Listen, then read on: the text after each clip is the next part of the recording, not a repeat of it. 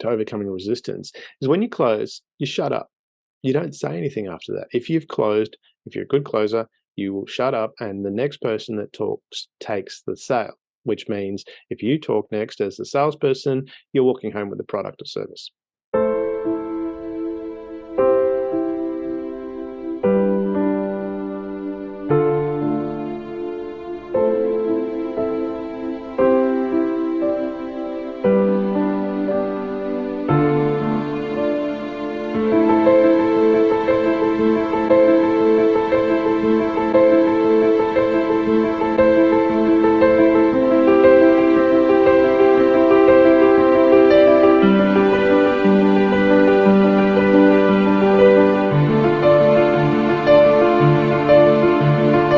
Damien Andrews here for NextGen Sales Masterclass, and we're talking about overcoming resistance. Common thing that's talked about in the sales process. So what are we really talking about here? Well, if we're dealing with overcoming resistance, there's two key things to be looking at.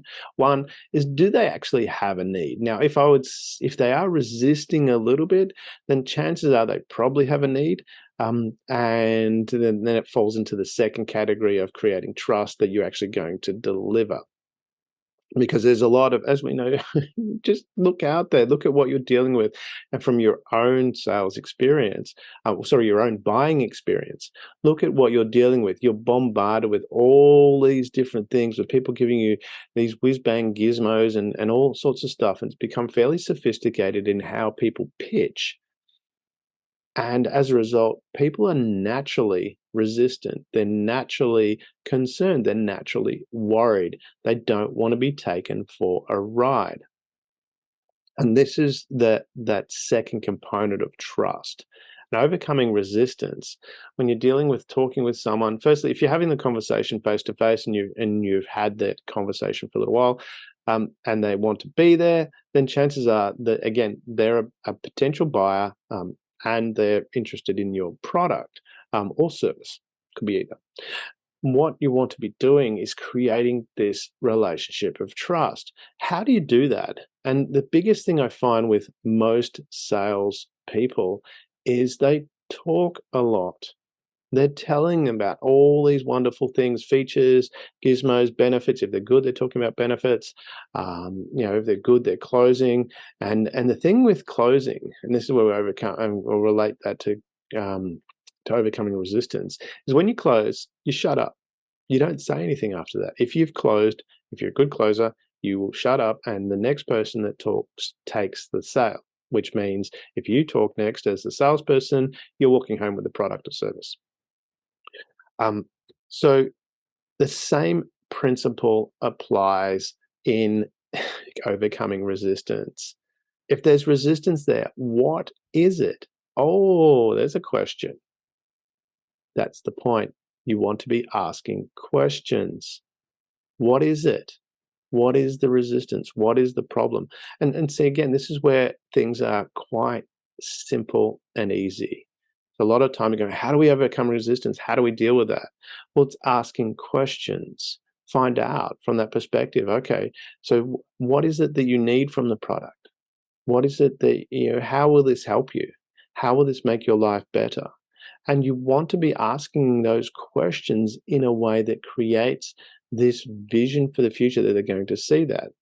And you can ask the questions too. You're concerned that it's not going to deliver. How can I show you that? Here, have a look at this. And you then, when you've got that information, you can then explain and explain what the situation is and how that your product or service will actually solve that problem. And it's one of those things that you really need to be thinking on your feet. You need to know your product well. You need to know the benefits that it offers, but you also need to understand the triggers that work for the person.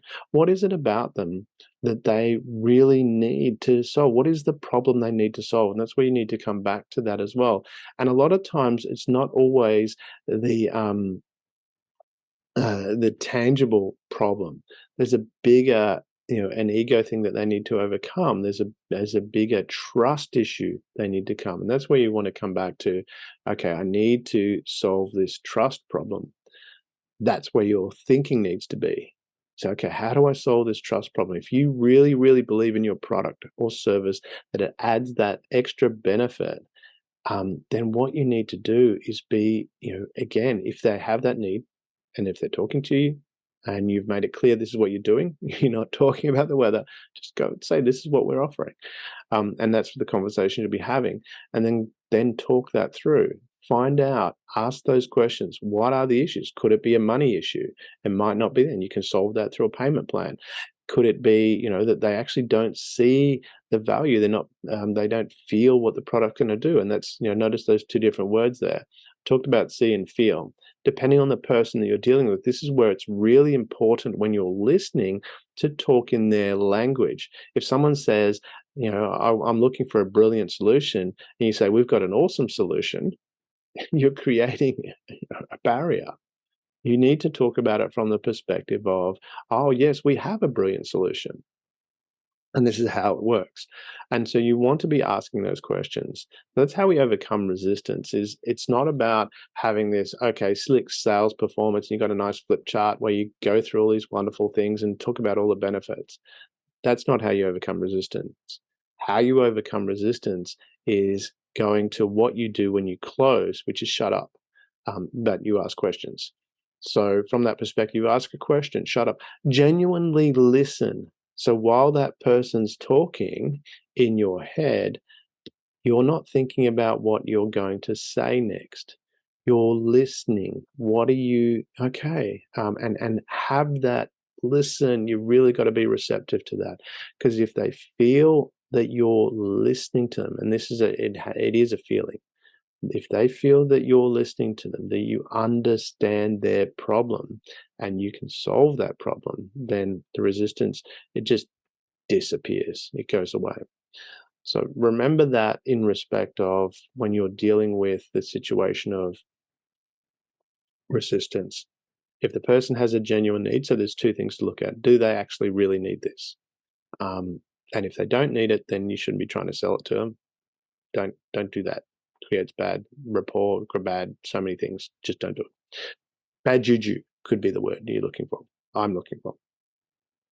The second component is you need to understand if they have a genuine need, what is that resistance? What is it that is stopping this trust from being developed? That you can, if they need something and you're not creating that trust that you can deliver and solve their problem, that's what you need to be doing, is overcoming that trust issue that you've got. And you do that by asking questions. You do that by actually listening. So when they're talking, you're listening, not thinking about what you're going to sell next or how you're going to pitch, because you should know your product and or service well enough that you can genuinely listen and then be able to respond. And if you do that, you'll create a bond with them where that trust is there and the resistance will disappear. This is Damien Andrews for the NextGen Sales Masterclass, and look forward to catching you in the next video.